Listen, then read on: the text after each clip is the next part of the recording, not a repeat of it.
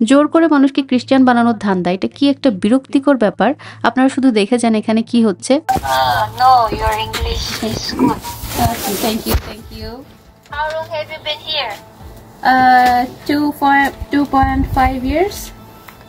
Go somewhere. Yeah. You can speak Korean? No. We can't. You are working Go. here. Yeah. That's good. Yeah, So we have a very important message about Heavenly Mother in the Bible. Yeah, so even though you have your own religion, we hope you can have a chance to listen this very important message since you are in Korea. But we are Muslim. We practice in Muslim. So yeah. আমরা respect করি না। Yeah, but we respect another religions, but we are Muslim. So what about that? See some. We have a short video about Heavenly Mother. Yeah. We want to share. আসসালামু আলাইকুম, hello everyone, সবাই কেমন আছেন? আপনারা এতক্ষণ এই conversation দেখে নিশ্চয়ই বুঝতে পারছেন যে এখানে কি হচ্ছিল। বাসার পাশে একটা পার্কে গিয়েছিলাম একটা কাজের শুটের জন্য, ওইখান থেকে বাসায় ফিরছিলাম। প্রচন্ড ক্ষুধার্ত ছিলাম, প্লাস বাসায় গিয়ে রান্না করতে হবে, খেতে হবে, তারপর একটু রেস্ট নেব। এর মধ্যে প্রতিবেশী ভাই ডাক দিল, তো ডেকেই উনি ওনার এই অ্যালবাম দেখাচ্ছিল।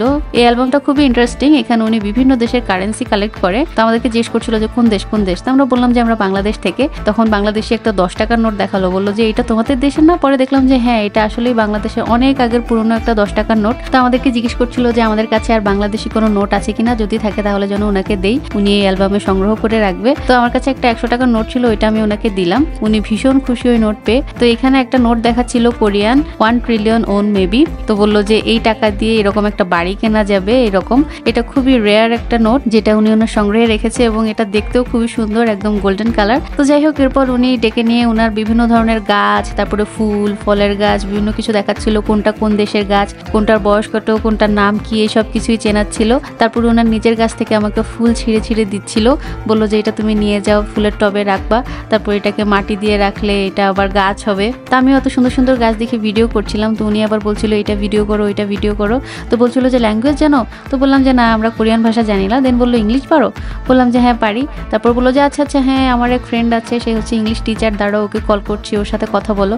তো আমরা একটু অবাক হলাম যে আচ্ছা, তার ফ্রেন্ডের সাথে আমরা কি কথা বলবো, আর আমাদের সাথে কথা বলারই বা কি দরকার।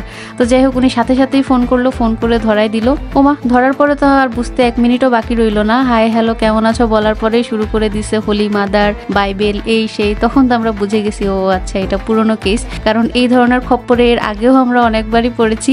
কারণ এরা হচ্ছে রাস্তাঘাটেও অনেক ধরে হচ্ছে এগুলা বলার চেষ্টা করে। যখন অ্যাভয়েড করার চেষ্টা করি যে আমরা শুনতে চাচ্ছি না, বা যখন বলি যে ভাই আমি এখন একটু তাড়ার মধ্যে আছি, আমার কাজ আছে, তারপরেও হাত ধরে রাখে, যাইতে দেয় না, মানে সে বলবেই, এমন একটা অবস্থা, খুবই ছেঁচড়া প্রকৃতির। তো যাই হোক, ওনাকে বুঝাই বললাম যে দেখেন, আমরা আসলে মুসলিম, কিন্তু আমরা সকল ধর্মকেই রেসপেক্ট করি, কিন্তু প্লিজ এগুলো আমাদেরকে বলতে আসবেন না, আমরা এগুলো পছন্দ করি না, আমরা আমাদের ধর্ম নিয়ে খুবই হ্যাপি আছি, এবং আমরা আসলে কখনোই ইনশাল্লাহ আমাদের ধর্ম চেঞ্জ করব না। তো তারপরে সে যা বুঝে গেছে, বললো যে হ্যাঁ তোমাদের কি ভিডিও পাঠাবো, ওই ভিডিও সেই ভিডিও তোমরা একটু দেখো। বললাম যে না প্লিজ, দরকার নেই।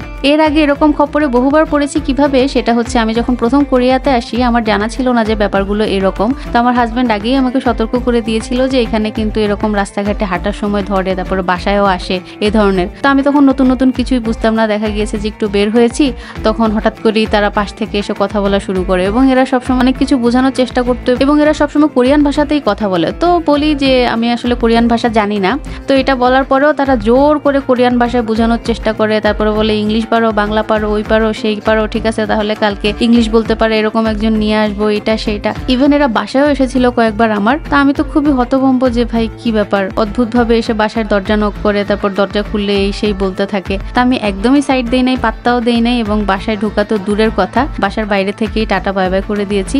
তো লাস্ট যে 2বার এসেছে, ওই 2বার এখন এদেরকে হ্যান্ডেল করা খুব ভালোভাবেই শিখে গেছি। এরা যখনই এসেছে আমার এক্সপ্রেশন এবং আমার কথা বলার ধরন দেখে বুঝতে পারছে যে না, এখানে আসলে কোনো সাইড পাওয়া যাবে না। আমি খুব সুন্দরভাবে হাসি মুখে কথা বলছিলাম, কিন্তু আমার চোখ দেখেই ওরা বুঝতে পারছে যে আমি খুবই বিরক্ত হচ্ছি। দেন ওরা মনে হয় 1 মিনিটও ছিল না, তার আগেই টাটা বাই বাই বলে নিজেরাই চলে গেছে। কিন্তু এর আগে আসলে এদেরকে তাড়ানো খুবই মুশকিল ছিল। তো যাই হোক, আপনারা যারা কোরিয়াতে ফরেনার আছেন এবং এই ধরনের মানুষের খপ্পরে পড়েছেন, এরকম কোনো মজার গল্প থাকলে আমাকে অবশ্যই কমেন্ট বক্সে শেয়ার করবেন। আর আজকের ভিডিওটা যদি ভালো লাগে তাহলে অবশ্যই লাইক, শেয়ার এবং কমেন্ট করবেন। তো আজকে এই পর্যন্তই। সবাই অনেক ভালো থাকবেন, সুস্থ থাকবেন, আর আমাদের জন্য দোয়া করবেন। আল্লাহ হাফেজ।